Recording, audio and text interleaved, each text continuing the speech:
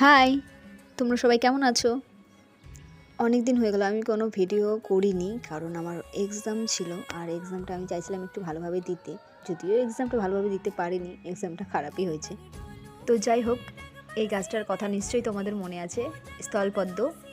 তো ডাল থেকে যে করেছিলাম চারাটা, তো সেটার গাছটা যথেষ্ট ভালো হয়েছিল, তখন বেশ গ্রো করেছিল। আর সেই গাছটাতে এখন ফুল ফুটেছে গাইস। কলিগুলো অনেক দিন থেকেই আছে, আমি দেখেছি, তবে আমি তখন ভিডিও করিনি, কারণ কি তখন আমার পরীক্ষা ছিল, সেই জন্য আমি কিছু করিনি। একেবারে ফুলটা ফুটবে, হয়তো কালকে ফুলটা ফুটে যাবে মেবি, আর সেই জন্য এখন ভিডিওটা করেছি।